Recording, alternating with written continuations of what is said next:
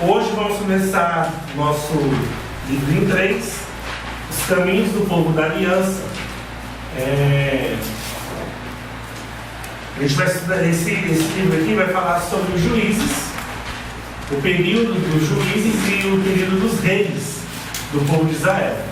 Então a gente vai pegar toda essa gama aí de liderança.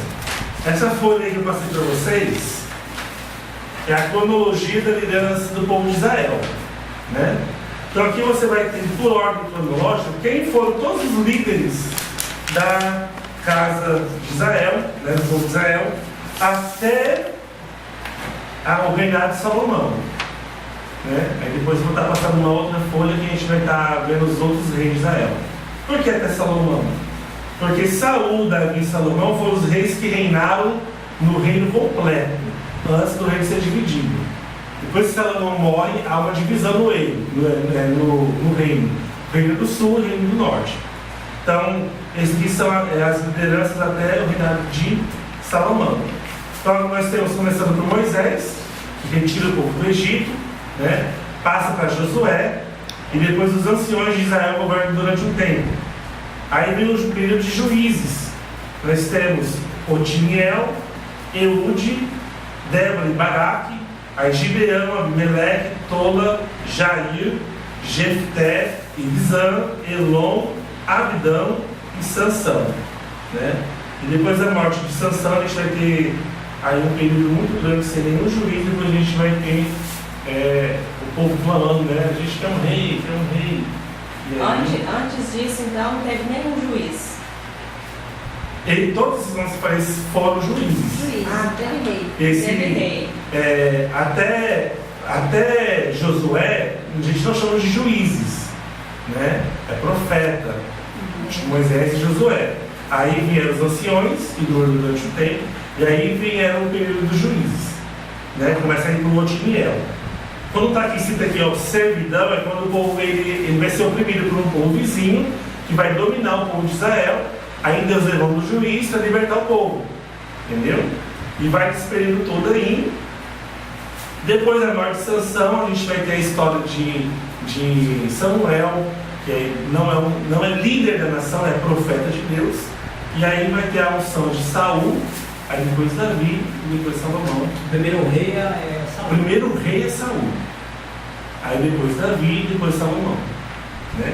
Teve ali um breve período de Absalão, mas nós não consideramos porque ele roubou o trono do pai, mas Davi estava reinando ainda. Então a gente não considera Absalão ainda não. Amém? Então vamos lá? Então a gente começa aqui nessa primeira lição. Naqueles dias não havia rei, né? Olha só lá em Juízes, né? Não havia rei em Israel. Então, como é esse ciclo dos juízes, né?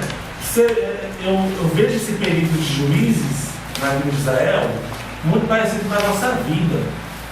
Eu sempre tento transferir esse porque nós somos Israel de Deus, né? Então, como é que acontecia? O povo estava de boa, adorava a Deus. Aí caía, aí vinha e oprimia.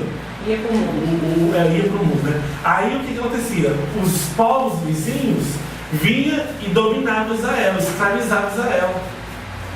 Aí o que Deus fazia? O povo clamava: ó Deus, nós somos o teu povo, tenha piedade de nós, tenha misericórdia, papá. Aí Deus levantava um juiz. O juiz ia lá e libertava o povo. Glória a Deus, o povo adorava a Deus, papá. Passava um tempo, aí murmurava de novo, adorava outros deuses, escravizava de novo. Ah, Deus, somos o teu povo, tem misericórdia. Isso aconteceu 17 vezes.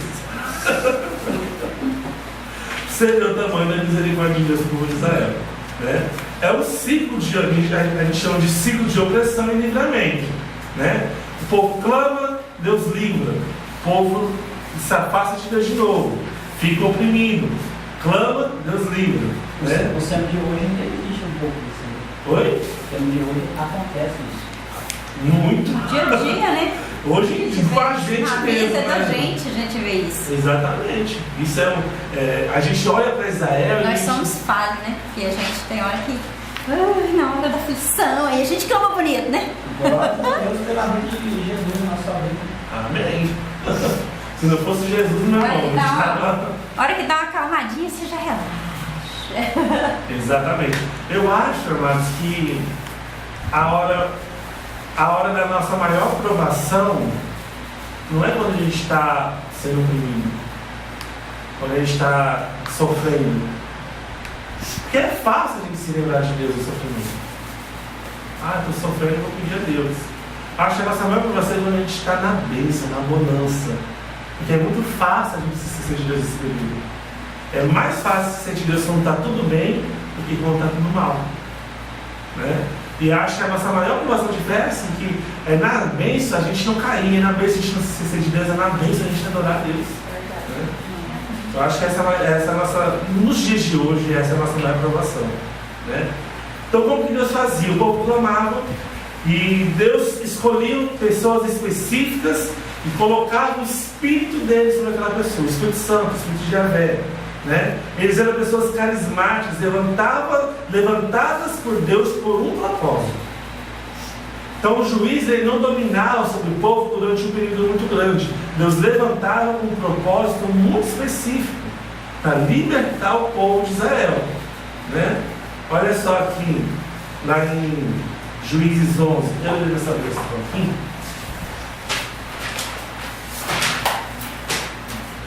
Juízes 11, 29.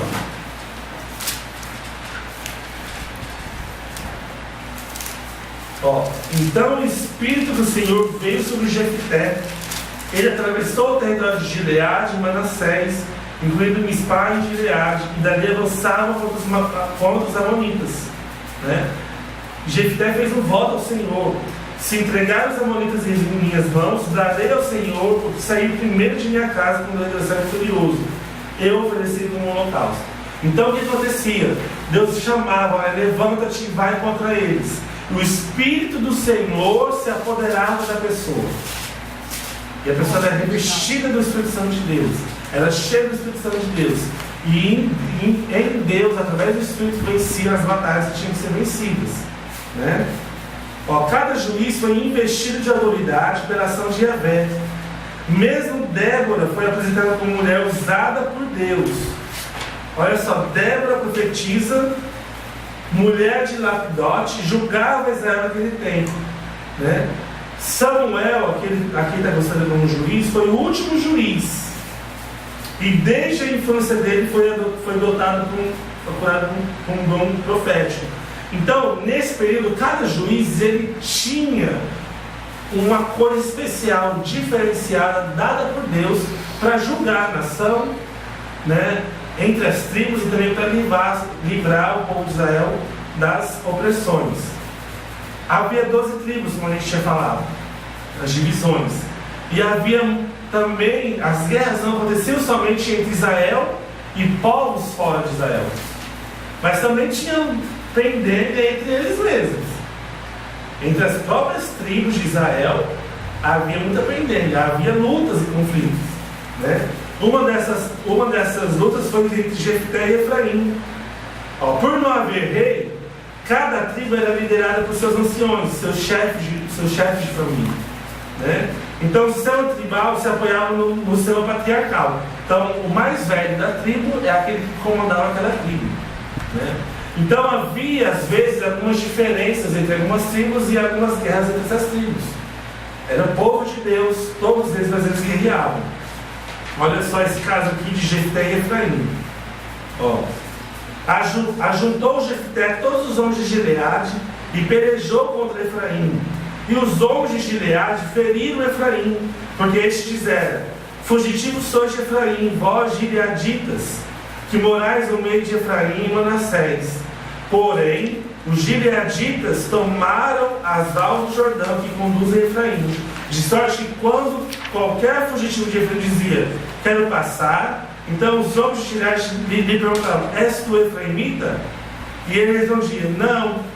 Então eles tornavam: dize pois Shibolete, porque diziam, está aqui na página 7. Perdido. tá lá na 7, nós estamos lá na 4. Estou lá na É na primeira sete. ainda. Peraí.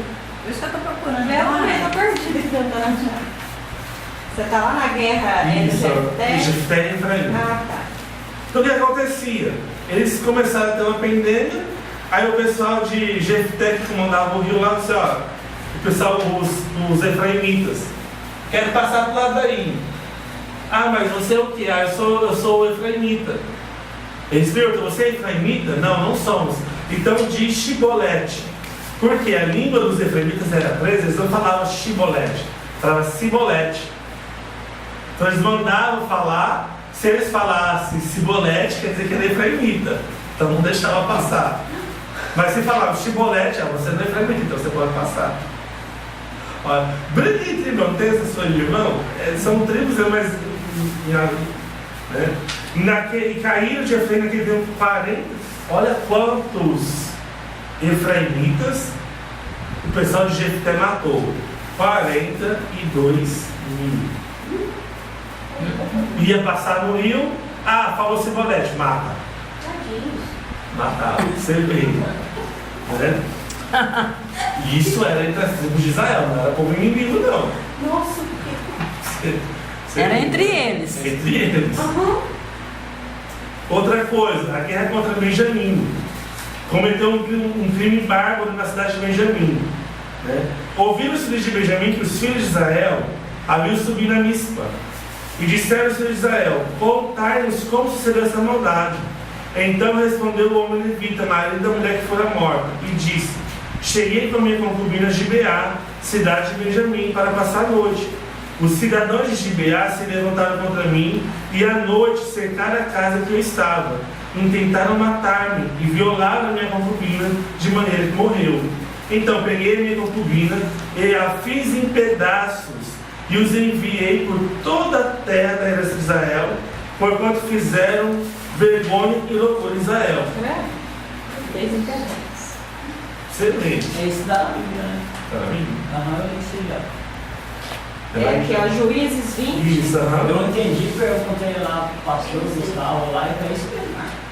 O que aconteceu? O levita foi visitar a terra de Gibeá, que é da terra de Benjamim, e o povo cercou, tentaram matar ele, pegaram a concubina dele, estupraram a concubina dele e mataram ela. O que ele fez?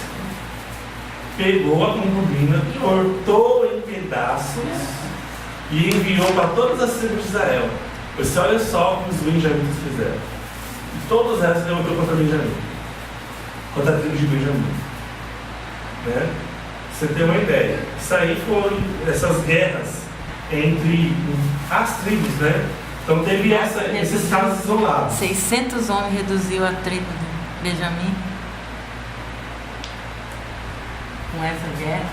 Se você ver, a Benjamim é uma das melhores tribos. Uma das melhores tribos de Israel. Né? Esse Benjamim aqui é o filho de... É o filho mais novo de Jacó. Ah, tá. Mas aqui ele não está vivo, né? É os descendentes Não, os dele, né? A tribo dele, né? Amém? Então tá, então vamos ver agora algumas lições de alguns juízes. Então, diante dessas guerras entre eles e entre si só, Deus levantaram esses juízes para libertar o povo, né? Então agora a gente tem aqui essa missão de Débora e Gideão. Eu acho que é uma das poucas, acho que é a única juíza de todos os juízes de Israel, foi a única mulher, né, que foi líder, né? O período dos juízes revelou verdadeiros heróis da fé. Nos tempos de crise e opressão, Yahvé buscou pessoas fiéis e tementes para, através delas, livrar seu povo, né? Então, ele vai chamar Débora. Na verdade, ele chama Gideão. Débora era uma juíza, mas Deus vai levantar Gideão. Mas ele não tem coragem de ir sozinho. Ele não tem Só coragem de vai ir se ela sozinho. for. Se não, chama Débora para ir comigo. Ela é mulher dele? Não era mulher dele, mas era juiz em Israel. Olha só. O que mais direi lá em Hebreus 11? Aqui vai falar sobre os juízes. Lá em Juízes 4:4, ó. Débora, profetisa, filha de Lapidote, julgava Israel naquele tempo. Ela atendia debaixo da palmeira de Débora, entre Ramá e Betel, na região montanhosa de Efraim, e os filhos de Israel subiam a ela a juízo. Ou seja, qual era o papel do juiz? Tinha uma pendenga lá, Lugar. vai lá para o juiz julgar, que nem hoje, né? Não tinha toda essa burocracia que tem hoje, mas estava lá sentado, tinha um horário específico e as pessoas iam lá nas suas casas. Mas também naquele tempo não era tanto casa como hoje. As pessoas levavam casas mais sérias para eles. E outro, o caráter das pessoas naquela época era outro. Então, se você dava uma palavra, as pessoas normalmente honravam a palavra. Então, quando não honravam, quando acontecia, que levavam casa, né? Hoje em dia já não dá muito para confiar no povo, né? Então, essa liderança de Débora era eminentemente de caráter espiritual, né? Era como se fosse um Moisés da vida, um Arão da vida, né? Então, o povo começou a oprimir, né? Um dos reis cananeus, já está na página 10 lá, ó, pode ir lá na página 10, próxima página aí. Enquanto ela era fazer esse papel de juíza, o que aconteceu? Um rei cananeu, Jabim, possuía um exército muito experiente, equipado, e com esse general Císera, queria dominar Israel. E foi afrontar o povo de Israel, né? Então o que aconteceu? Débora convocou Baraque para confrontá-lo. E Baraque, não foi Gideão no caso aí, eu confundi, é Baraque, que teme e chama, né? Gideão foi o valente lá que ele pegou os presentes de Gideão lá que a gente vê lá. Então ela convocou Baraque, porque Débora não ia para a guerra. Então ela chamou Baraque para liderar o exército de Israel para ir contra Jabim e o exército do comandante Císera. Então ele se mostrou inseguro. Olha então ele disse Baraque: se fores comigo, irei, porém se não fores comigo, não irei. E ela respondeu: certamente irei contigo, mas não será a tua honra, da investida que empreendes, pois as mãos da mulher o Senhor entregará a Císera. Ou seja, ela está Baraque para a guerra, então Deus ia dar a vitória para Baraque. Ele falou assim: olha, eu não vou não, eu só vou se você for comigo. Ela falou assim: eu vou, mas a honra não vai ser tua. De que maneira que essa mulher surgiu nessa história aí? Não se mostra como ela surgiu. Entende-se que Deus levantou ela anteriormente e ela julgava o povo. Aí, como teve essa afronta a Israel, então o que aconteceu? Como ela era líder da época, falou assim: olha, eu vou escolher Baraque e Baraque vai conduzir vocês para a guerra. Então, mas ela já era juíza, não fala como ela se tornou juíza, né? Como Deus chamou. Mas entende-se que ela já era líder do povo naquela época. Tem algumas denominações que não aceitam a mulher como liderança, né? A Batista Nacional aceita como que é? Nós entendemos que as mulheres podem exercer cargo de liderança. A gente não faz a consagração na ordem de ministros do Evangelho. A gente não joga IBAN. E a ordem IBAN é a ordem de ministros batistas nacionais. Que são pastores, que são os pastores, que exercem presidência de igreja, presidência de convenções e de associações. Esses cargos a convenção não ordena ministerialmente para essa ordem, mas entende, as igrejas têm as pastores e tem essa liderança. Tanto que a igreja de Cáceres é uma pastora, a pastora Vilma, ela que lidera a igreja, né? Aí só não faz parte da ordem em si. Mas muito possivelmente isso vai deixar de existir, né? Uma coisa que o pastor Geraldo, no Conjubã em Cáceres, ele falou algo muito interessante. O Espírito de Deus, ele não dá ministério para o sexo, ele dá para a pessoa. Então ele não olha o sexo da pessoa para dar ministério. Ele não faz essa distinção de homem e mulher para dar ministério para a pessoa. Ele dá, dependendo de se for homem ou mulher, ele vai dar o ministério se a pessoa for chamada para aquilo ali, né? Um grande exemplo é Débora aqui.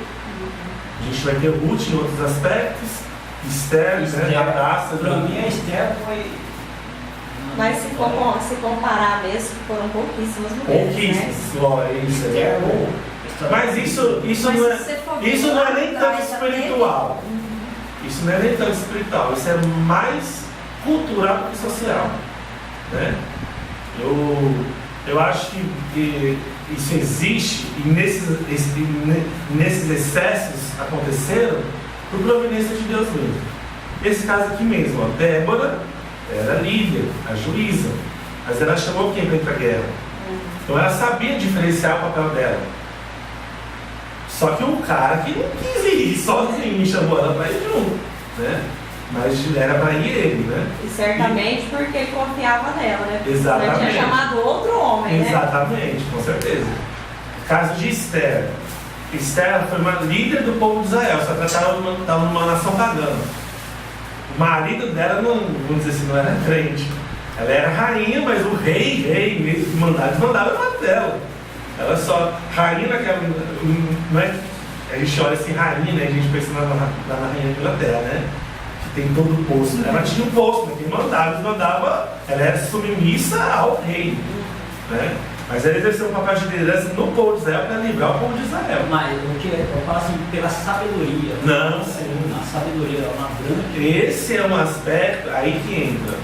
É questão de esse conflito que muitas mulheres hoje usam porque eu quero ser pastora, quero ser ordenada, que na Bíblia teve Débora, Só que a gente vê para essas mulheres, a gente dá um espírito de sabedoria muito grande, de discernimento. O espírito de sabedoria estava sobre eles. Normalmente, não vou falar todas, mas uma boa parte dessas mulheres que tem hoje, que lutam assim ferozmente contra as igrejas por causa disso, você não vê isso nelas. Você não vê sabedoria, você não vê discernimento, você não vê. É só querer lutar para poder, entendeu? Para criar contenda. Então nunca. Quem é que vai dar? Né? Então levanta Baraque e vai para essa guerra contra Jabim. As tropas de Israel se reuniram no monte Tabor, que fica no lado de Issacar. Então Jabim vai contra eles. Então Débora desce com Baraque contra ele, né? Olha só aqui. E Abel lhes propiciou uma vitória esmagadora. Císera fugiu e abrigou-se no acampamento de Éber, um descendente de Jetro que armaram suas casas na região. Jetro, para quem não sabe, é o sogro de Moisés. Né? E ali uma mulher de nome Jael convenceu a descansar, visto que estava exaltado pela batalha. Tendo ele adormecido, ela o matou, cravando-lhe uma estaca na fronte. Conforme Débora profetizara, Baraque perdeu a honra de derrotar pessoalmente. Está vendo? Olha só como que Deus faz. Eu acho essa história muito bonita. Apesar das mortes, é muito bonita. Né? Quando a gente olha aquele versículo, a gente pensa que a glória vai ser de Débora. Que ela falou lá, tá vendo? Ó, certamente irei contigo, porém não será tua a honra da investida que empreendeste. Pois as mãos de uma mulher o Senhor entregará a Císera. Olha só. Então a gente quer pensar assim, é Débora que vai matar. Não foi. Ela foi tava matar o Israel, que nem aqui está. Ela estava profetizando em Baraque. Mas deixa eu bem claro, foi do céu. É uma mulher que vai matar a Císera, não vai ser você. Não vai ser você. E quem foi? Essa tal de Jael. E ela também não estava falando dela mesmo, né? Não era dela. E a glória não era dela também. Exatamente. Ela estava falando ali pelo Senhor, disse, olha, uma mulher que vai matar. Ela não falou que era ela, não falou que era quem. Mas que uma mulher. E aquilo que ela profetizou cumpriu-se. Jael matou. Né? Então a profecia se cumpriu. Né? O que eu vejo em Débora, a maior lição que eu aprendo em Débora é essa confiança na palavra de Deus e a falta de soberba no coração dela, a humildade. Ela era líder, mas ela estava tão conectada com Deus, muito possivelmente foi Deus assim, chama Baraque.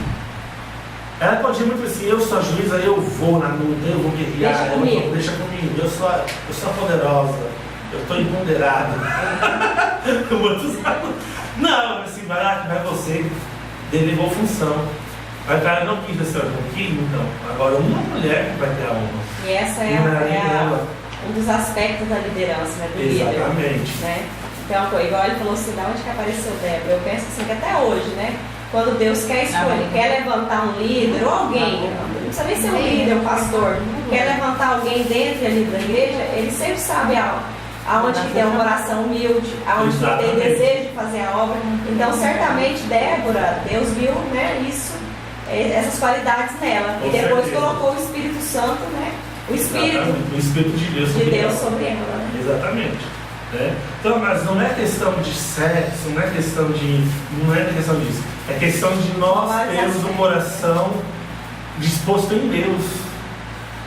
É Deus que são do coração. E Deus sabe a intenção do nosso coração. Teve uma parte aqui que eu nem sei aqui onde falou que não era escolhia, não era pela força nem por quem era maior. Sim, não, né? não. Então é igual o história de Davi. Não era a pessoa. Não era a pessoa que era especial. A pessoa é diferenciada. Deus vai escolher porque a pessoa não.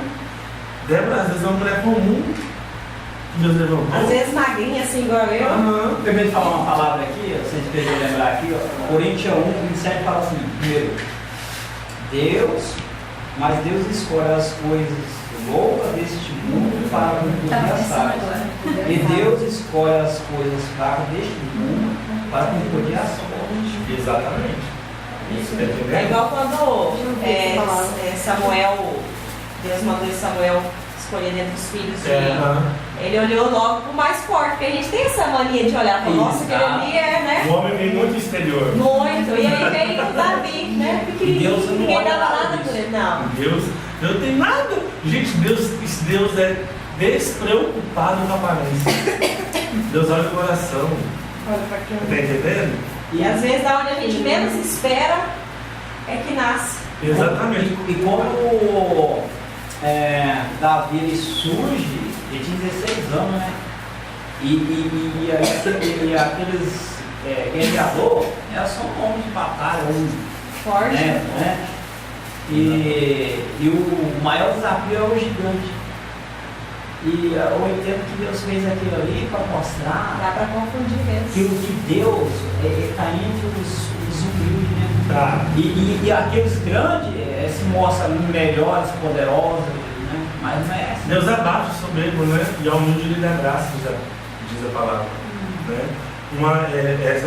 Essa questão de Deus mostrar a soberania dele, a escolha dele. Nós não temos por que questionar Deus por causa das escolhas. Ele escolhe porque ele escolhe. Ele tem poder para isso. Né? Um outro caso é esse aqui de Gideão.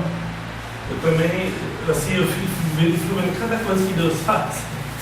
Olha só Gideão. Né? Gideão era um homem de pouca coragem, tentando esconder trigo dos saqueadores midianitas, quando o Senhor lhe fez uma proposta surpreendente. Olha só. Cara, é o contrário do que. Então o anjo do Senhor lhe apareceu e lhe disse: o Senhor é contigo, homem valente. Olha só, gente. Eu sou fascinado por Deus. Olha só, ele era um homem de pouca coragem, ou seja, ele era medroso. E agora está chamando um valente. E aí, o Senhor é contigo, homem valente. Sabe, Deus não nos chama por aquilo que nós achamos que nós somos, mas por aquilo que Ele definitivamente é. Deus não te chama por aquilo que você acha que você é. Ele te chama por aquilo que Ele te fez para você ser. E Ele olha o futuro, né? Exatamente. É o que a gente às vezes olha hoje, é uma pessoa que está no mundo, né? A gente não dá nada para aquela pessoa, né? Hoje. Nessa época, os midianitas estavam oprimindo o povo de Israel. Então, o que ele fez? Os midianitas vinham pegar a comida do povo de Israel. Então, ele escondeu o trigo dos saqueadores, midianitas. Veio roubar, ele pegou, se escondeu e escondeu o trigo. Aí ele falou assim: o Senhor é contigo, homem valente. Respondeu Gideão: ai, Senhor meu. Quantas a gente fala isso aqui, né? Demais. Se o Senhor é conosco, por que não sobreveio tudo isso? O que é feito de todas as maravilhas que os nossos pais nos contaram, dizendo: não nos fez o Senhor subir do Egito? Porém agora o Senhor nos desamparou e nos entregou nas mãos dos midianitas. Então se virou o Senhor para ele e disse: vai nessa tua força e livra Israel da mão dos midianitas. Porventura não te enviam? Olha só, pensa bem comigo. Gideão reclama para Deus: Deus, você não é aquele Deus dos nossos antepassados, fez tanta coisa. O Senhor não fez tanta coisa. O que eu fiz para merecer isso? O que a gente está pensando isso aqui?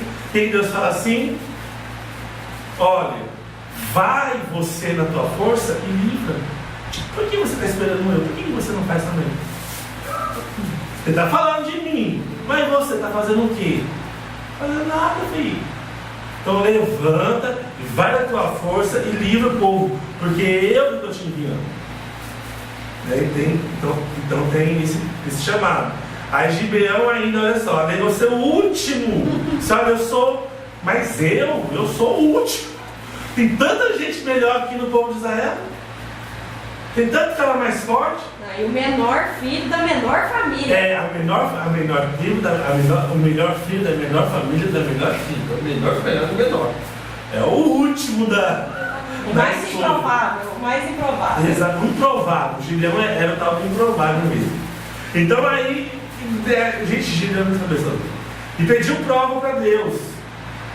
Ó, se é o Senhor que está falando, né? Então fez a prova de Deus, cumpriu tudo aquilo que ele tinha pedido, né? Encorajado Gideão, a mão do Senhor destruiu o altar dedicado a Baal. Olha porque as coisas acontecem. O povo de Israel estava adorando Baal. Tem aquele Deus lá que Elias clama fogo do céu e queima o altar, ele manda matar todos os profetas. Eram os profetas de Baal. Então olha só, desde Gideão o povo estava adorando Baal. Aí destrói, adora Deus, aí constrói Baal de novo, destrói. Está nessa pendência, filho, ó, foi muito tempo, né? Com Israel com Baal. Então ele subiu o monte, estava no monte e ofereceu sacrifício. Confrontado com seus vizinhos, o pai de Gideão questionou-lhes a existência da idolatria. Porém Joás disse a todos que se puseram contra ele: contendereis vós por Baal? Livrá-lo-eis vós? Qualquer que por ele contender, ainda essa manhã será morto. Então, Gideão chegou e só vamos destruir tudo isso aqui que não é de Deus. Se revoltou, agora é Deus, é só Deus. E os vizinhos assim: não, você está doido? Não destrói não, isso aí é o nosso Deus. Aí Joás disse: ó, quem for lutar por Baal e for contra Gideão vai ser morto hoje. Quem se levantar vai morrer, né? E aí, o povo naquela época lá não sabe matar, né? Tu não morre. Mas é porque é por causa da lei. Eles falam que é o Bolsonaro, né? Porque é tudo Pois é, né? Então teve a batalha dos 300 para Gideão libertar o povo dos midianitas, né? E disse Gideão a Deus: se hás de livrar Israel por meu intermédio, como disseste, eis que eu porei uma porção de lã na ilha, se o orvalho estiver somente nela, se o orvalho estiver somente nela, e seca até ao redor, então conhecerei que há de livrar Israel por meu intermédio, como disseste. Fez outra prova com Deus, Gideão. E a gente pode fazer prova com Deus assim ou não? Olha, se for... fala que não, né? É tolice, ao meu ponto de vista. É quase que não crer. É duvidar de Deus, né? Tem gente que faz prova, né? A única palavra que eu vejo até hoje, questão de pôr Deus à prova, é a questão de bênção, de dízimo e oferta. Se você for fiel a Deus, você pode provar Deus. Porque, assim, mas ele fala para provar porque nem é dia que você provar, porque você vai ser abençoado. Então, consideração. É sem necessidade, né? É desnecessário isso. Mas quando ele fala isso lá esqueci agora o livro lá, ele fala isso é por causa que nós, ele já sabe que nós somos, assim, sempre tem uma desconfiança, né? Exatamente. Assim, na verdade aqui eu entendi o significado. Ele na verdade queria uma resposta. Né? Nós fazemos prova assim: Senhor, se o Senhor é comigo, então manda um profeta que eu nem conheço, vem aqui falar comigo, por exemplo. Não, exatamente. Ele queria uma resposta de algo que era sério, né? Exatamente. Que algo, se o Senhor é conosco. Quando é uma resposta para algo, a gente faz isso muito, né? Assim, às vezes Deus manda você falar para alguém, uma mensagem, você está em... É algo sério, né? É algo sério. Então, você pode fazer, Deus, confirma, é isso mesmo? Isso.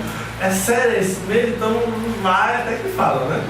Agora fica fazendo provar toda é Ah, necessário. Né? Então, Deus provou, né? Então, ele reuniu o povo para ir para a guerra. E disse o Senhor a Gideão: é demais o povo que está contigo para entregar os midianitas nas tuas mãos. Israel poderia se gloriar contra mim, dizendo: a minha própria mão me livrou. Olha só o que Deus estava querendo ensinar. Ele juntou um exército. Deus disse: não, é muita gente. Se fosse tudo aí, rapaz, o povo fala assim: não foi Deus, não, foi a gente mesmo. Então diminui o povo, né? Apregou, pois, aos ouvidos do povo, dizendo: quem for tímido e medroso, volte e retire-se da região montanhosa de Gileade. Então voltaram do povo 22 mil. Eram 32 mil pessoas.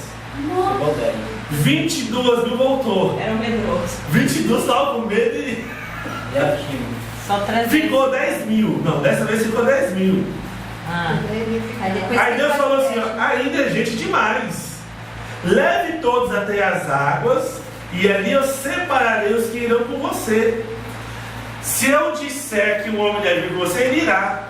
Se disser que o outro não deve ir, ele não irá.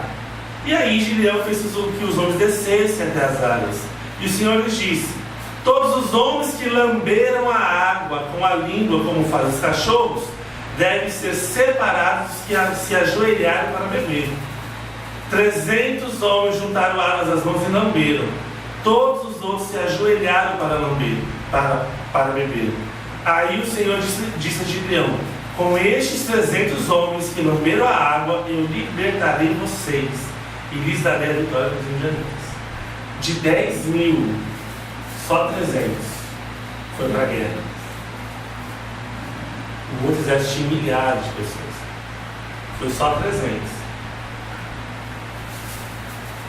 No encontro das E mulheres. você entende de que maneira que por que eles somente os 300? De que maneira você entende? Oi? De maneira que você Deus entende? queria que fosse pouco para o povo entender que não era eles que estavam ganhando a Não guerra. era a força deles. Não era o exército deles. quantidade. Era Deus que estava fazendo. Deus que ia vencer a guerra. Deus estava com Gideão. Não foi eles que, na nossa estratégia, na nossa força, a gente ganhou a guerra. Não, Deus que ganhou a guerra. Porque, logicamente, se você for 300 homens Vezes.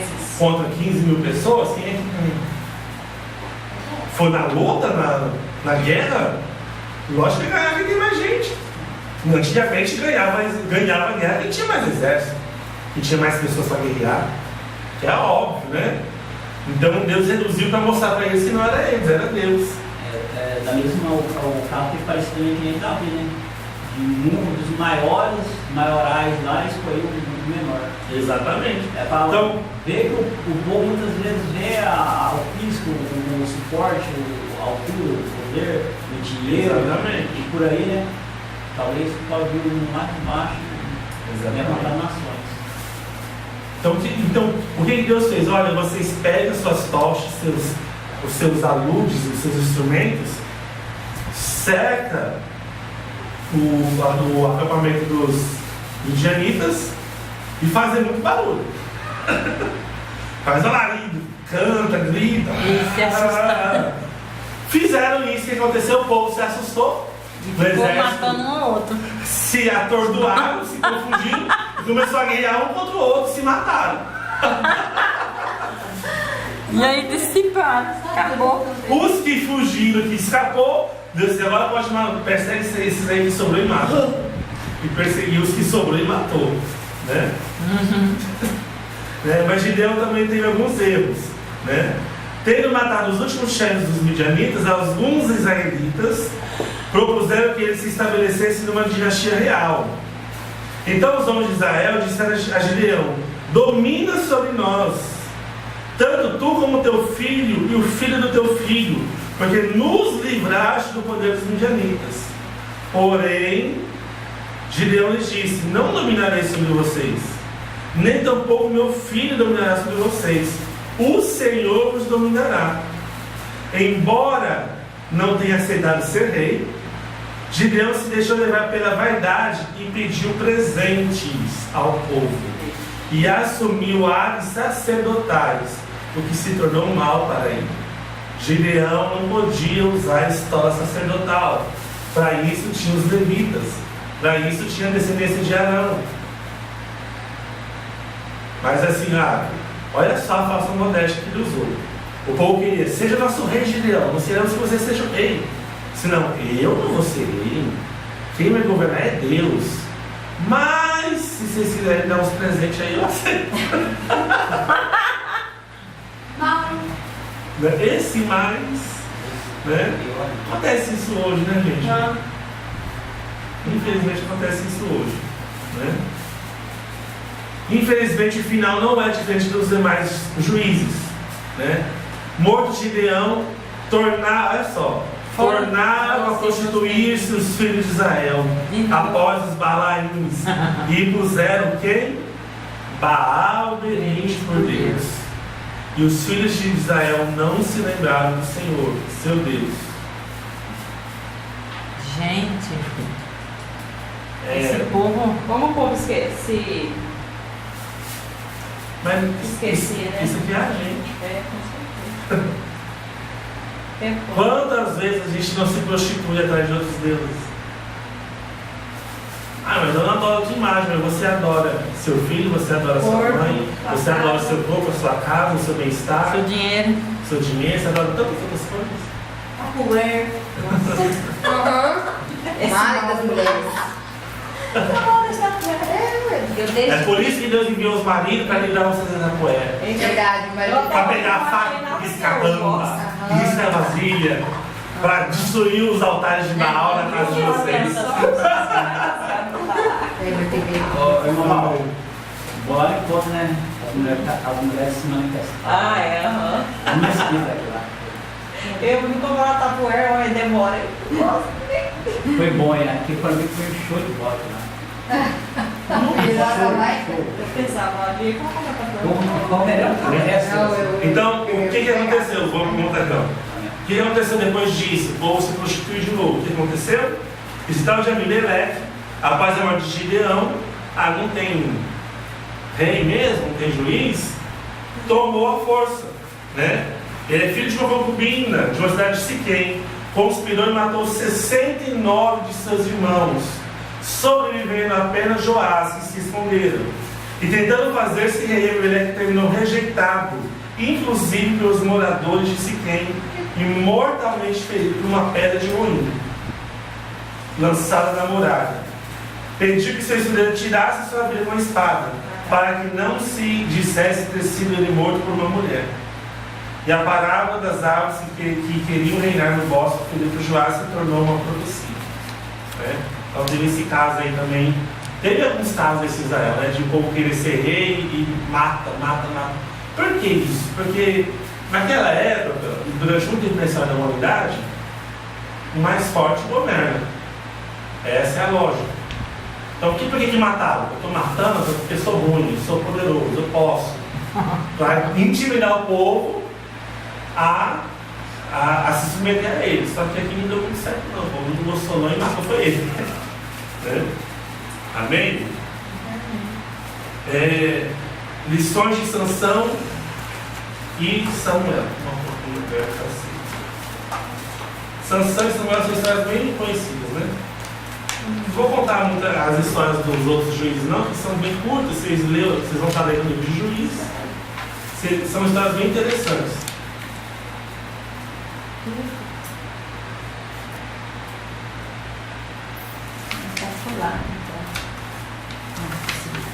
O chamado de Sansão, diferente de muitos outros juízes, que já foi chamado já na sua fase adulta, ele é chamado já bem antes, né? A mulher de Manoá era estéril e Abé decidiu interferir na história. Soberanamente anunciou que levantaria um campeão para enfrentar os ferozes filisteus. Lá em Gideão, quem era que estava afrontando? Os midianitas. Aqui já é os filisteus. É outro povo. Aqueles midianitas já tinham sido derrotados e mortos. Agora são os filisteus. Para você ter uma ideia de quem são esses filisteus, os filisteus é da onde veio Golias, que Davi vai enfrentar posteriormente. Então os filisteus não foi exterminado, teve mais filisteu mais para frente, né? Então o que ele fez? Olha, Deus interferiu nessa mulher Manoá, que era estéril. Você vai ter um filho, mas ele vai ser separado, porque eu vou colocar o meu espírito nele, e ele livrará o povo das mãos dos filisteus. Né? Que aí chama que é o nazireu de Deus.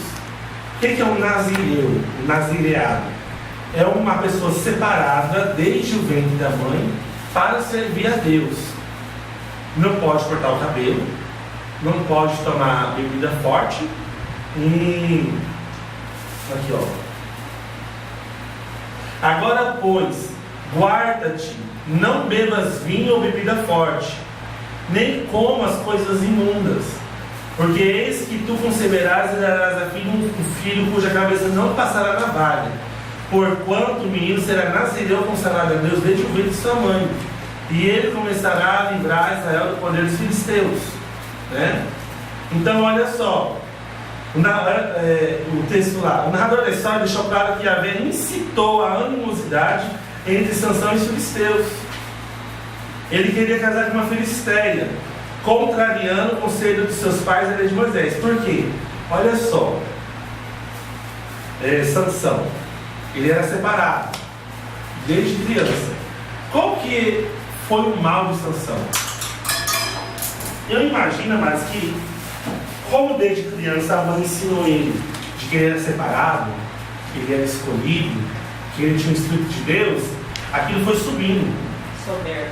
Ah, eu sou poderoso. Ah, eu sou escolhido. Ah, eu sou forte. Ah, eu sou o cara que resolve os problemas aqui. Isso foi crescendo. E ele foi aos poucos se desviando. Primeiro ele queria casar com uma filisteia. Só que Deus tinha proibido de qualquer pessoa de Israel casar com um povo que não fosse de Israel. É a mesma coisa de hoje. Uma pessoa, cara crente, uma mulher crente, no altar, trabalha ali para Deus, aí ele disse, já passou, eu conheci um fulano aí, vou casar com ele, vou casar com ela. Ah, mas é da nossa igreja, é crente? Não, conheci lá no boate. Vai e conversa, né, pastor? Gente, já vi isso tanto. Até hoje nunca vi dar certo. Nunca conheci nada.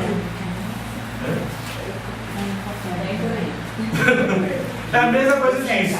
Ele queria casar e os pais disseram, não casa, mesmo assim ele queria casar, né? Durante o banquete de casamento, que durou 7 dias, Sansão propôs um enigma e fez uma aposta com os filisteus. Ele casou com a filisteia lá. Quer dizer que então, assim, deixa eu ver se você está entendendo. O nazireu tem que ser uma pessoa que se guarda, assim, tipo, que anda em santidade. Exatamente. Não pode beber, não pode, né? Tem que ter como que fala? Um testemunho de vida, né? Exatamente. De testemunho diferenciado. Diferenciado. Consagrado desde o ventre, né? Desde o ventre ele consagrou. Exatamente. Porque olha só, a bebida forte os outros podiam tomar. Ele não podia. Aqui, ó. Ele não podia tomar. Entendeu? Cortar o cabelo, os outros podiam, ele não podia cortar. Ele tinha que ser diferenciado. Diferenciado. Não é que os outros não têm que viver em santidade. Todos nós temos que viver em santidade. Mas eles tinham algumas coisas a mais que os outros. Alguns só estavam liberados, mas ele não estava liberado. Na verdade também não é fácil também, né, para ele. Não deve ter sido fácil. Né? Desde criança você se abster de tantas coisas que as outras pessoas estão fazendo. É bom hoje ser um pastor. Tem que dar exemplo, né? Exatamente. Assim era ele já estava separado, né? Porque Exatamente. o pastor, eu vejo ele assim como uma pessoa que ele é separado. Sim, exatamente. E ele tem que dar exemplo. É Se você não dá exemplo, tudo desanda, né? Porque qual é o trato de Deus na liderança? Por que essa preocupação de Deus na liderança? Não só com Sansão, mas com a liderança até hoje. São exemplos. Porque se uma pessoa, não é o termo mais correto, mas para a gente entender, uma pessoa comum da igreja, é crente, depois dos cultos, tá? Se a pessoa cai, se arrepende, beleza. Mas se um pastor, um líder cai, é um grupo inteiro que vai ser abalado. Não é só uma pessoa. É igual tava. Entendeu? Eu falo porque, olha só, teve um escândalo na igreja de Salto do Céu, uns anos atrás. Até hoje, lá da primeira igreja batista, lá de Salto do Céu. A igreja nunca voltou a ser a mesma. Aí agora ano passado teve o sinal do pastor Reginaldo, você vê até da igreja, nossa. Sim, teve. E com a própria mulher, ele caiu em adultério com a própria mulher do pastor auxiliar da mesma igreja. E aí ele abandonou a igreja, acho que ele está até fora do Brasil, se eu não me engano. E a igreja diz que perdeu assim, mais da metade dos membros. Porque as pessoas acabam, né? Saiu da 3 igrejas batistas na cidade de lá. E ele estava olhando a história dele, cara, estava nos Estados Unidos, coach que fala, né? É uma igreja muito grande, é a Getsemane. Só que eles são da convenção, mas não é tão ligado à convenção. Não, e você viu o filho dele? O filho dele é usuário de droga e tá direto preso. Porque bate na namorada, briga, tipo assim, coitado do cara, o cara tão usado e o filho todo. Exatamente. Então Deus tem um trato diferenciado com a liderança.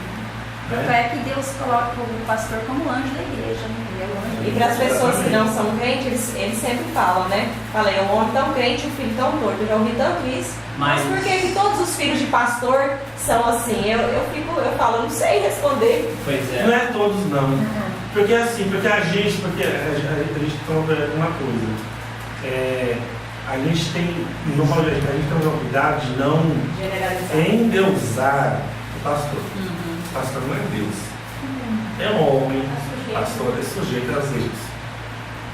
Talvez não pecados assim pensando na igreja, mas pecados mais comuns dentro de casa, negligência na família, negligência nos filhos, negligência na mulher. Então, pode ser família de pastor, de quem for. Se o relacionamento familiar não for saudável, o filho vai ser desestruturado. Não pode ser filho de pastor, não. A gente não sabe o que se passa na casa. Então, pode ser uma bênção na igreja. Isso aí que eu ia falar. Sabe que não tem alguma coisa para ser tratado naquela família? Eles têm muita coisa para ser tratada. Então, porque a gente... Olha só, Davi. Davi foi um homem segundo o coração de Deus. Olha só, Davi foi um homem segundo o coração de Deus. O melhor rei de Israel. Cara tremendo. Mas é o pior exemplo de pai que nós temos na vida. Quem? Davi. É o pior exemplo de pai. Não aprenda a ser pai como Davi. Davi foi o pior pai. Nas histórias vivas que eu vi, pra mim foi um dos piores pais. O filho dele, tudo foi. Tudo pronto. O filho, olha só, um dos filhos abusa da irmã. Ele não faz nada. Negligente. O outro filho fica com raiva do pai, porque o pai não fez nada, mata o irmão. Depois toma o trono dele, fica com as mulheres dele e tenta matar ele. Você está entendendo? Mas por que tudo isso? Porque lá atrás, olha a falta de vigilância, lá atrás, através de Natan, pode entrar. Lá atrás, através de Natan, quando ele cai em pecado com Betseba, e ele clama pelo filho dele, estava na barriga e morreu, né? Nasceu e morreu. Deus disse assim: olha, a espada jamais se apartará da sua casa. Foi falado, né? Foi falado. Os filhos dele, se eu receber uma profecia dessa, meu irmão, eu fico dia e noite orando, jejuando, clamando a Deus, ou orando e fazendo o melhor possível para isso não acontecer. Aí Davi, o filho da filha dele, ele não está lá, negligenciou a família. Então, a gente tem que dar, não é porque todo filho de pastor tem que dar certo.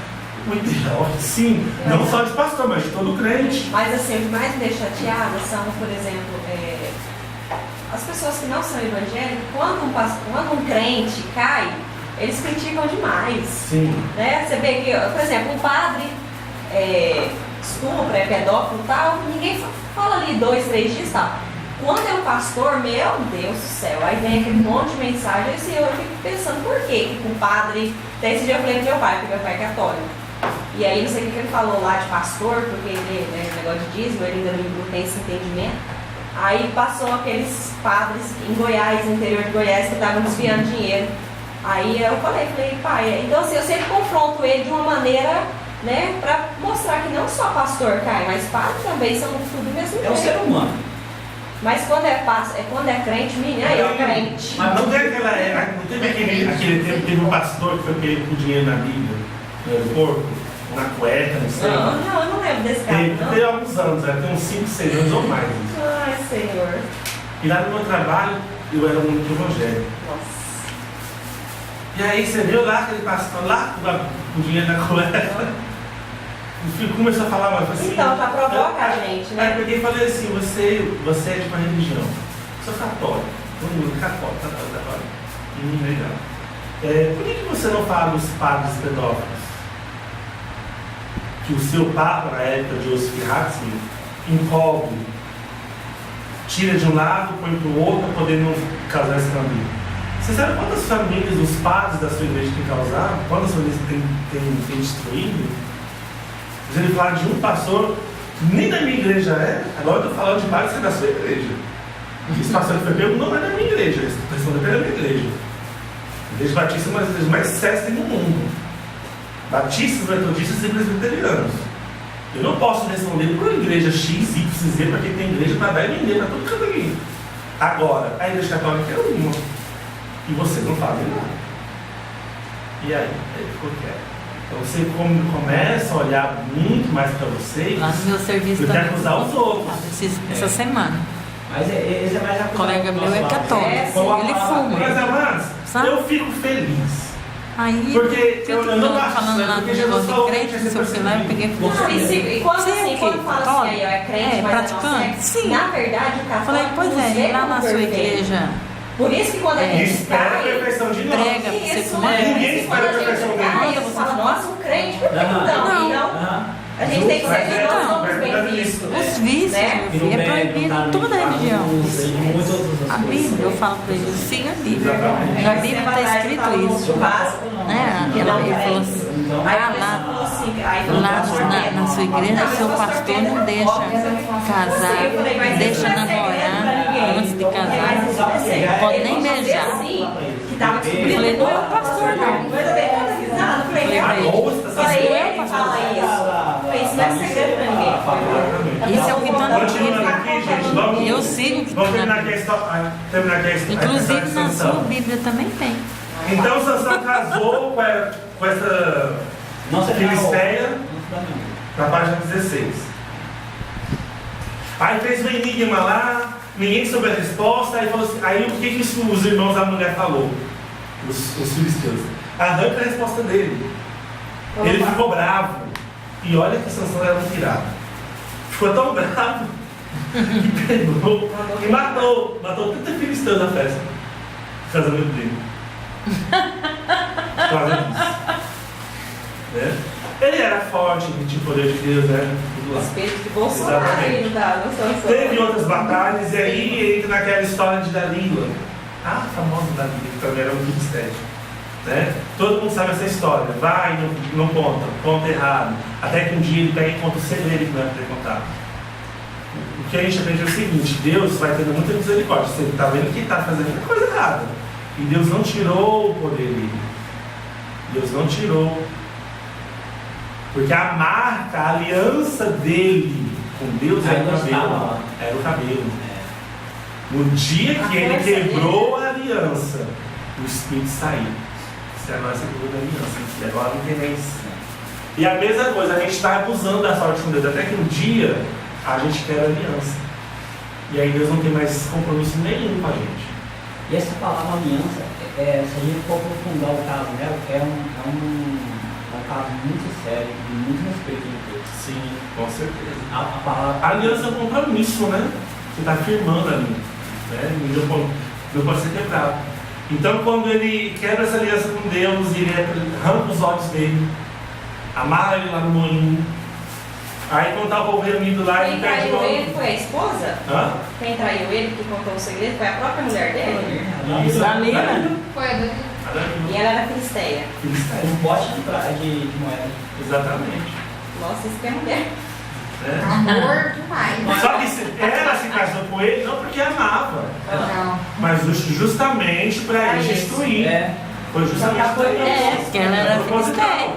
Ela seduziu, ela uma prostituta, ela para salvar o povo dela, né? Entendeu? Então o que aconteceu? Arrancou os olhos e no último momento ele orou a Deus: Deus, me dê essa última graça. E Pelo menos a minha morte te A honrar. Dalila cortou o cabelo dele. Cortou o cabelo E dele. Deus tinha falado que não era para ele casar Foi com 3 Esther, vezes, né? né? Na primeira vez ele falou uma coisa, ela fez. E não perdeu o poder. E destruiu os filisteus. Na segunda vez ele falou outra coisa, ela fez. Não conseguiu. Foi sinal para ele ter. Na terceira vez, ele falou de verdade o que ela podia ser feito. Eu fiquei pensando assim, o cara é muito. Cara, tão forte, tão burro. Pô, a primeira vez a mulher, ele contou o segredo. Ela fez justamente aquilo dali que poxa, não é confiável. Na segunda vez, fez de novo. Se essa mulher tá querendo, essa mulher. E na terceira vez o cara vai e fala de verdade o negócio, né? Era a perdição a Dalila foi a perdição dele. E no fim dele, ele pega, Deus dá a força para ele, ele abraça as colunas e mata. E diz a Bíblia que ele matou muito mais na morte dele que na vida dele. Ele destruiu aquele lugar todinho com as mãos. Abraçou as colunas assim. Desabou tudo e morreu e matou todo mundo. E foram mais os que matou na sua morte do que os que mataram Exatamente. na sua vida. O Cláudio, eu acho que essa pregação é sensacional, a maneira que ele. Mas lá acho que foi Salomão que escreveu Sabedoria, o provérbio, não sei, fala da mulher, né? Que o homem tem que tomar cuidado, porque tem mulher que ela é enganadora. Exatamente. Mesmo, né? E destrói a vida mesmo. Mas lá, Deus tinha falado para Pastor ele não Percebo casar. diz que é 3 barras. Que é a perdição do homem. Qual? Barra de ouro, Barra da saia. a barra da saia e o velho barreiro. Você pode. Qual que é? Deus tinha falado para ele não casar com a Filisteia? O povo todo, qualquer pessoa de Israel era proibido de casar com o povo E ele que fosse foi e Israel. casou, desobedeceu a Deus. Exatamente. E isso a gente traz para os dias de hoje. Exatamente. Que a gente tem que saber esperar em Deus, né? Porque senão depois. É por isso que a gente fala para os jovens: espera. Espera a pessoa certa, a pessoa não é nem crente, a pessoa não é de Deus. Ai, mas vai mudar. É difícil. Muda não. Mas eu vou trazer ele. Vou trazer ele para Deus. levar a pessoa Pro mundo. Então deixa ele se converter primeiro, depois você casa, depois você namora. Não, mas não tem que casar hoje. Já presta. Né? Então aí tem o fim de Sansão. E aí a gente vai entrar na história de Samuel. E todo mundo conhece a história de Samuel, né? Ana era estéril, todos os anos ia para o templo. O que eu quero salientar dessa história de Ana em si, não de Samuel, é de que Ana ia todo ano no templo sacrificar o Senhor e adorar a Deus. E pedia um filho a Deus, e Deus não dava. Pedia um filho a Deus, e Deus não dava. Né? Até que um dia ela fez uma oração diferente. Se o Senhor me der, eu entregarei ele ao Senhor. Um princípio que eu aprendo aqui com Ana, não só com Ana, mas com o tempo de Deus, com o tabernáculo, de que o nosso culto não é para nós recebermos algo, mas é para nós darmos algo a Deus. Não sei se vocês estão entendendo. Culto não é para nós recebermos alguma coisa de Deus. É para nós oferecermos algo a Deus. Nós prestamos um culto a Deus. Por isso que eu acho tão ridículo essas igrejas. Tarde da bênção. Venha porque você vai ganhar no seu rei. Campanha de prosperidade, as pessoas estão indo para a igreja para receber alguma coisa. Não para adorar a Deus. Tanto que Ana estava indo e estava pedindo. Quando ela falou, O dia que ela falou assim, eu entrego. Eu Se o senhor me der, eu te dou. Então tá, agora eu te dou. Agora você entendeu o que eu estou querendo, Ana. Agora caiu a ficha. Você está vindo aqui, você não está me cultuando, está me pedindo. A gente vai para a igreja cultuar Deus para entregar a nossa adoração a Deus. Entregar nosso louvor. Deus abençoe, meu irmão, abençoe, mas não é por causa do culto. É porque Deus é galardoador daqueles que o buscam. Aqueles que buscam Deus é sério. Isso é natural de Deus. E ele vê a intenção do nosso Exato. Agora, coração, se você vai... É por isso... Gente, eu fico assim... Eu começo a rir. Eu vejo certas pessoas que vai para umas igrejas, faz cada patapada para poder conseguir prosperidade e só afunda mais ainda. Não prospera coisa nenhuma. Dá não sei quantos e oferece caro e só a pessoa só vai afundando mais ainda. Deus sabe a intenção, a pessoa vai lá só para ganhar dinheiro. No encontro com Deus que eu fiz a primeira vez, eu fiquei do lado do Senhor. Ele já foi prefeito de Arão, eu nem lembro o nome dele, eu já não sei onde é, tinha uns 70 anos já.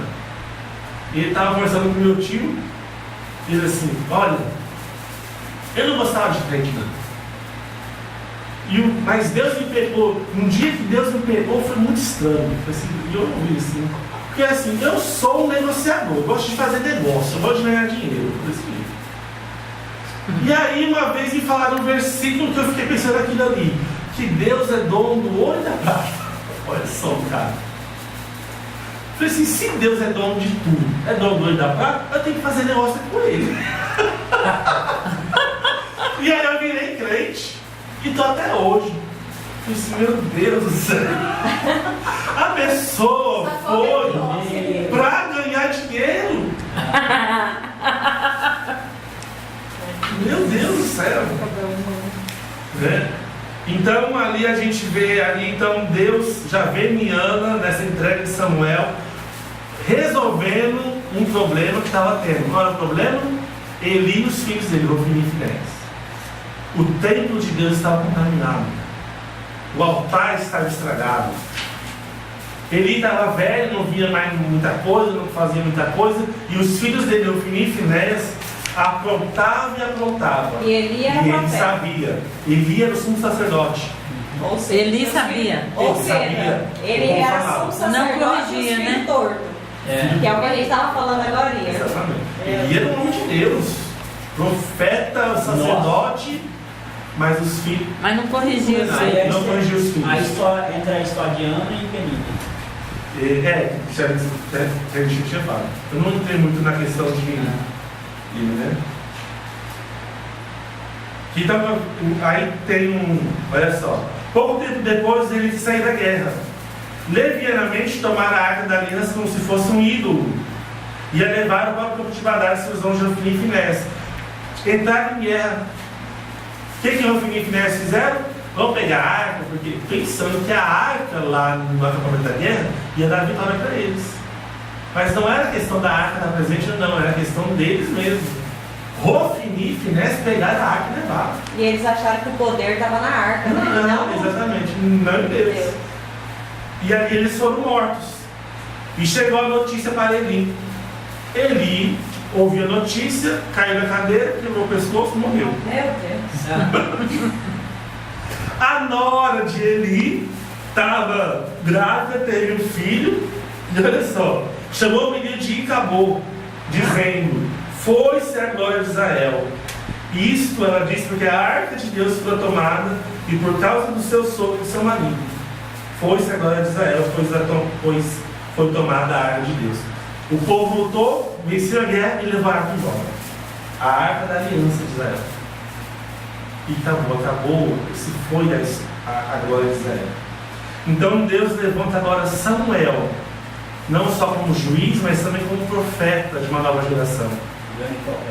O grande profeta Samuel. Então há essa transição de toda a corrupção no templo, toda a corrupção na política de Israel, para levantar alguém novo, escolhido por Deus, separado desde o nascimento, entregue a Deus, para ser profetizado por Deus. E aí que vai acabar o período dos juízes, né? Então a gente vai estudar, recapitular aqui um pouco essa de último, né? Olha, antes da gente entrar nesse detalhe, eu estou preciso te perguntar, e senão eu vou embora e me pergunto e depois vai acabar. Eu estudei bastante essa semana, assim, lendo algumas coisas sobre a Arca da Aliança. Onde ela foi parar? Porque esse povo nunca achou. Não se sabe. Meu Ela Deus! desapareceu. Como é que é? A Arca da Aliança. A arca de Noé também ninguém sabe onde que afundou, né? Ela Onde subiu. sei lá. Não, o sabe monte onde é foi o separado. Monte Ararat. onde E ela aonde parou. que fica o Monte Ararat? Então, há algumas suspeitas arqueológicas. Tem 2 montes, eu acho, que é muito provavelmente onde sejam, mas não tenho uma certeza não. E a Arca da Aliança diz que desapareceu. Apesar que o Instituto do Templo, que é hoje lá em Israel, são os levitas, os descendentes de Levi, que são responsáveis pelo templo, de reconstruir o templo, até eles querem reconstruir. Eles falaram recentemente de que já possuem todos os utensílios do templo, já estão feitos, fabricados segundo a ordem de Moisés. Tudo aquilo lá já existe, os candelabros, tudo. Até já plantaram as árvores certas, que precisam ser plantadas para a madeira fazer a lenha do holocausto, tem tudo. Inclusive, o líder desse Instituto do Templo disse que como foi a declaração que ele disse? Assim, enquanto vocês ficam discutindo e fazendo alusão onde está a arca, nós já sabemos em termos dela, mas ela nos pertence, é do nosso Deus. Foi uma revelação que ele fez. Então, a única coisa que eles falaram que falta, a única coisa que eles faltam é construir o templo. Construir o templo, esse já tem todas as coisas. Os véus, o véu que usa, tudo. Eu achei incrível, meu Deus, mas como? Então, se ele sabe, está muito bem escondido, muito bem guardado, né? Mas para nós não faz diferença, porque Deus já não habita mais ali de qualquer jeito. Deus já não está ali mais. Amém? Então vamos para a história de Ruth, né? A bela história de Noemi e sua nora moabita. Ruth inspira fé, o amor leal e o companheirismo. E também expõe o fio carmesim da graça salvadora de Yahvé, se desenrolando e entretecendo a história dos povos e nações, bem como o papel de agente de testemunho dado por ele a Israel. Então o que acontece? Noemi tem 2 filhos, né? Esses filhos casaram, eles saíram da terra de Israel por causa da fome, foram habitar na terra de Moab, né? E depois que morrem os filhos de Noemi fala assim: olha, volte para casa dos seus parentes, dos seus pais, porque eu não tenho mais como gerar filho para vocês casarem, né? Aí uma das noras foi embora e Ruth ficou assim: não, aí tem aquele versículo famoso, né? Aonde for destruído eu, teu Deus será o meu Deus. Será o seu, né? Essa parte toda, inclusive já vi muitos casamentos usarem isso aí. Demais, eu já vi. No convite de casamento. Só não sei porquê, mas. Porque é 2 mulheres, né? Nora, cara. A nora é a sogra, né? Mas nada a ver com a boca conjugal, amor. isso. Nada a ver com a boca conjugal. Mas tudo bem, né? Cada um tem suas preferências. Não pode deixar as lésbicas saber disso. É só colocar no convite de casamento. Se os gays já usam 2 Coríntios 11, Deus ama que dá com alegria. Imagina. Eu estava vendo um defensor público que fez o primeiro casamento coletivo, você viu? Dos LGBTI. Aumentou agora uma letra, né? Aumentou uma letra? Agora é o intersexuais. Que não é nem homem nem mulher, eu não entendi. Não, o intersexual é que pode ser os dois. O que eu achei lembrado que é um termo, pessoa não binária. Como assim pode? Pessoa não binária. Mas os dois não é bi? Não, quando fala pessoa não binária, porque binário fala de 2, que há uma divisão de sexo, homem e mulher. Ou seja, a pessoa é não binária, ela não está em nenhuma dessas classificações, ela não tem classificação, é indefinida. Então, é nem homem nem mulher. Nem homem nem mulher. É intersexual. E é o que? A sigla só vai crescendo. LGBTI. Daqui a pouco tem 10 letras. Meu Deus, tá. Mas já está considerando P, né? De pedossexual. Pedro? Pedossexual. Não sei que era Pedro. Adultos que fazem sexo com crianças, que estão tentando difundir de que isso é normal, de que não é crime. Não sabia dessa não. Já, esse ano está uma campanha muito forte, inclusive o Jean Willis já está fazendo de que ele fez um post recentemente no Twitter falando que nós temos que nos apropriar da cultura islâmica, porque lá os homens casam com crianças abaixo de 10 anos, porque não é crime, é cultura islâmica. Aí um cara respondeu à altura. Então vamos adotar a cultura islâmica, vamos matar os homossexuais, não é crime, é cultura E islâmica. começando por você. Porque na cultura islâmica, homossexual tem que ser morto. Não pode nem viver. Tem Ele que é morrer. nojento, né? Ele é nojento. Aham. Você vê um cara tão idiota que separa algo que interessa ele, mas esquece o restante. Né? Mas voltando aqui para o assunto. Né? Então os filhos morrem e Ruth disse, não, eu vou ficar com você até o fim. E aí voltam para Israel, né? Para Belém. Né? Olha só que interessante, né? Belém é a cidade de Davi, é onde Davi nasceu. É um belamita, né? De volta a Belém, a idosa Noemi e a jovem Ruth enfrentariam a abertura da viuvez e da pobreza. Não tinha marido, não tinha renda. Então voltam para lá e sem nada, né? Sem nada mesmo. Aí que, recomeçando a vida em sua mulher, começa a trabalhar nas terras de Boaz. Né? E Boaz fica sabendo e fala assim, olha, vocês que estão fazendo a colheita, deixa cair de propósito os grãos. Por quê? Na lei de Moisés, os grãos que sobravam ou que caíam durante o caminho não podia ser pego para o produtor. Tinha que ser deixado para os pobres, os órfãos e viúvos, para eles terem o que comer. Então o que Boaz fez? Olha, Ruth e Noemi estão necessitadas, é viúva. Então faz o seguinte, deixa cair propositadamente dos sacos os grãos, para que elas tenham que colher. Que a Ruth foi trabalhar no campo, né? E aí ele começou a ajudar Ruth e Noemi. A providência de Yahvé conduziu Ruth ao lugar certo, né? Primeiramente, Ruth se dispôs a humilhar-se entre um povo que não é o seu. Lembrando que Ruth era moabita, não era israelita. A Noemi era. Ruth não era de Israel, Ruth era de Moab. E um dia Ruth disse a Noemi, que eu tinha falado, deixa eu ir às plantações para catar as espigas que ficam caídas no chão. E foi parar no campo de Boaz. Né?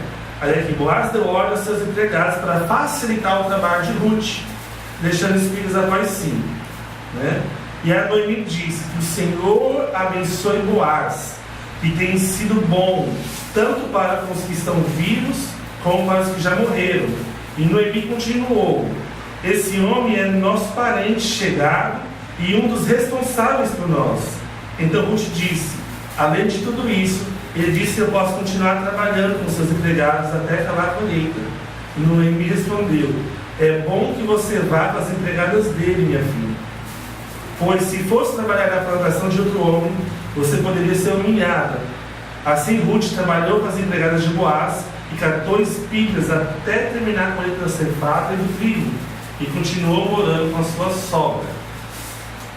Então, Boaz é um homem muito honrado.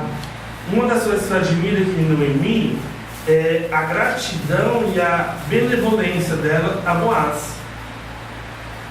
Tem muita gente ingrata hoje, né? Ela foi lá trabalhar, o cara está facilitando o trabalho para ela, está ajudando ela. E Noemi agradeceu. Hoje em dia, como tem pessoas ingratas, você ajuda, a pessoa quer mais. A pessoa quer que você faça tudo No por dia ela. que você não pode ajudar, você não presta. Exatamente. É porque aculturou-se no Brasil, não só no Brasil, mas na América Latina, de que tem que dar, as pessoas não precisam trabalhar para ter, tem que ganhar, as pessoas merecem ganhar.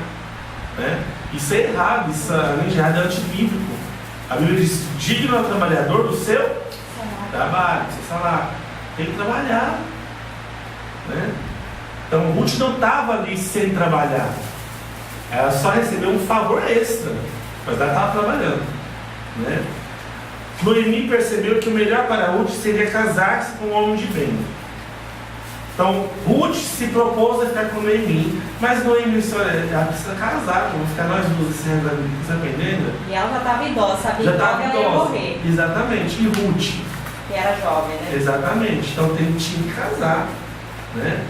Então ela deu uma dica, ela deu uma dica para Ruth. Se Ruth, olha só, cadê? Deixa eu olhar só esse aqui. Ó, depois de celebrar a colheita, inclusive com o vinho, Boaz adormeceu com o coração alegre. Ruth deitou-se a seus pés e ali ficou. Quando o homem despertou, assustado, perguntou quem era a moça e o que queria. Ruth, de certa forma, pediu em casamento. Nossa, nem entendeu. Viuvinha esperta? Não é? Não é a maneira daquele tempo. Deveria ter. Hoje, se você for, olha só. você tá Tá correndo. Não, eu falo assim, porque ele tava facilitando pra ela, né? Eu percebi que rolou um clima ali. Mas por que ele facilitou? Porque ele sabia da história dela. Mas será que ela tava de olho nela? Então facilitou. Aí eu acho que ela tá sentindo alguma Sim, coisa também. Não, né? muito possivelmente você vai ver. Porque Ele já sabe depois, você. qual é o desenrolar da Eu história? não falei nada, que eu falei, vai como é casado, né? Deixa eu ver ali mais da Não, frente. ele não é, É a sua ele não é casado, não, é solteiro. Ah. Então o que Noemi falou assim? Vai, deita-se aos pés dele. E pega o seu hipócrita com os seus pés, né? Isso, exatamente. É uma Qual que é o maneira símbolo disso? Tem algum mostrar. significado? Não é símbolo. Humildade? Não é de humildade, é de mostrar interesse, disposição. Entendeu? De estar ali junto. Porque ela, olha só, ela dormia na casa de Noemi. Naquele dia ela foi dormir junto com os outros empregados lá do Boaz. Eu, assim, E ele não conhecia ela? Porque ele pergunta quem é ela. Conhece? muito assim. Porque era de noite. Ah, porque ele tinha vários empregados também. Né? Não Exatamente. tinha como saber quem era. E outro homem não conversava com mulher naquela época. Entendi. A cultura é outra. Então o cara tá alegre, bebeu vinho e dormiu. Ela foi lá e bebeu perto dele. Não interprete que ela foi lá e se deitou e se ofereceu. Se é hoje? Não. E se fosse. Não, gente. Hoje você era atrasado e jogada contra. Estrangulada. Entendi. Com muito respeito, tudo, entendeu? Então eu acho que é tipo assim, é uma forma de dizer, tipo, eu tô aqui, ó. Submissão. Olha pra mim. Será que seria um Olha pra mim que eu tô aqui. Mas ele era parente dela? Parente distante de Noemi. De Noemi, né? Da sogra. Noemi. Não temos. Porque Será olha que só. Ruth era bonita? Não fala, né? Aqui Não fala. fala. É. O cara não ia se interessar, você entendeu? É, não é Não é pela lógica da história. É porque eu li assim, parece que eu tava lá. Quando você vê com uma vontade, uma moça. Ruth Esther, parece que eu tava no texto. Ainda depois assisti o filme ainda. Então. É mágica pra mim. Qual foi a intenção de Noemi de fazer isso pra Ruth? É para despertar mais o interesse de Boaz se interessar por ela, como sendo parente, ele podia ser o resgatador dela, né? Porque naquela época existia o resgatador, a lei do levirato, né? O parente próximo, se a mulher ficava viúva sem filhos, o parente próximo tinha que resgatar e tomar ela como mulher e cuidar dela. Isso era uma lei em Israel, entendeu? Então foi uma forma de Noemi mostrar mais isso para Boaz. Boaz se interessou, no dia seguinte foi dar mais providência, chamou os anciões, perguntou se tinha outro parente mais próximo, se algum outro parente queria resgatar Ruth. Ele não podia só resgatar, ele tinha que fazer isso, né? Como não apareceu ninguém, todo mundo abriu mão, então ele resgatou Ruth. Resgatou no sentido assim, tomou ele como mulher para suscitar descendência para Ruth, né? Aí Boaz disse às autoridades a todo o povo: hoje vocês são testemunhas de que eu comprei de Noemi tudo que era de Elimeleque e de Quilom e de Malom. Elimeleque, marido de Noemi, que Quilom e Malom, filhos de Noemi. Ou seja, ele não só resgatou Noemi, a Ruth. Todas as terras que eram do marido dela, que eles tinham perdido depois que foi embora, ele comprou todas as terras. Resgatou todas as posses. E também casaria com Ruth, a Moabita, viúva de Malom, para que a propriedade continue com a família do falecido. Assim o nome de Malom será sempre lembrado no meio deste povo e na sua cidade natal. Hoje vocês são testemunhas disso, né? E todos responderam: sim, nós somos testemunhas, e as autoridades disseram: o Senhor faça com essa mulher que veio para o seu lar seja como Raquel e Leia, que deram muitos filhos a Jacó, né, e abençoaram ele. Ela teve filho, Ruth? Ruth é ancestral do rei Davi de Jesus. Aqui não fala quem foram os filhos dela, não. Na Bíblia fala. Deixa eu achar. Parece que Boaz era bem mais velho que ela, né? Sim, era mais velho. Ela teve como é que é? Sucessor de Davi? Não, Davi, Jessé. Hã? Não, teve Obed. Deixa eu ver aqui. Eu acho que ela é muito de Obed. Aqui Vamos lá em fala uma Ruth coisa, lá. você não foi procurar um homem mais moço. Então, certo jeito, ele já era velho. Sabe não? Olha lá, Ruth 4:13. Boaz levou Ruth para a casa dele e ela se tornou sua esposa. Quando Boaz teve relações com ela, o Senhor permitiu que ela engravidasse e ela deu à luz um filho. Então as mulheres da cidade disseram a Noemi: louvado seja o Senhor, que hoje provê um resgatador para sua família. Que este menino seja famoso em Israel. Que ele restaure seu vigor e cuide de você em sua velhice, pois ele é filho da sua nora. Avô de Davi. Isso. Que a ama e tem sido melhor para você do que 7 filhos. Estou falando isso para Noemi. E Noemi pegou o bebê, aninhou junto ao peito e passou a cuidar dele como se fosse seu filho. Noemi é avó. A avó. Isso, a nora de Ruth. Porque, olha só, quando Ruth teve o filho que nasce quando você resgata a mulher, ele não se torna filho do cara e da mulher. É o resgatador da família. Então ele vai levar o nome de Malom, que era o marido de Ruth. Por isso que Noemi cuida. Não é Ruth que neto dela. Mas é neto dela. É como se fosse, não é neto biológico, mas se torna como um filho dela agora. Entendeu? Noemi tem um filho outra vez. Está vendo que o primeiro filho não ficou de Ruth de Boaz, se tornou filho de Noemi. Tá certo? Noemi tem um filho outra vez. Teve outro filho. Não, isso aqui ele deram o nome de Obed. Está certo. As mulheres falando, né? Noemi tem um filho outra vez, porque Noemi não tinha mais nenhum descendente homem, fora de Ruth. E eles chamaram o nome de Obed. Ele é o pai de Jessé, pai de Davi. Então Ruth é bisavó de Davi. Né? Então quer dizer que Ruth gerou Obed gerou Jessé gerou Davi. Entendi. Então Ruth é bisavó de Davi. Interessante. O que eu acho interessante em Ruth nessa história da linhagem de Cristo, porque Cristo vem dessa linhagem, né? Vem da linhagem de Davi. De que Ruth é uma estrangeira. Assim como a gente vai ver, assim como a gente viu a história lá de Raabe, tem a história de Raabe, então também está na cronologia de Cristo. Mas por que Jesus descendeu de Davi? Como assim? Porque a promessa, isso, mas eu não entendo. Porque Deus fez uma aliança muito profunda com Davi. Qual foi a aliança profunda? O seu reinado durará eternamente. Certo. Não terá fim. E as profecias é de que de Davi Deus chamaria um novo rei. Então é profético. Se você olhar lá em Mateus, vamos lá em Mateus lá. Mateus 1. Isso aí foi a aliança que Deus fez com Davi. O trono de Davi jamais será destruído, estava, né? Mateus 1. Mateus 1. Nossa, cadê Mateus?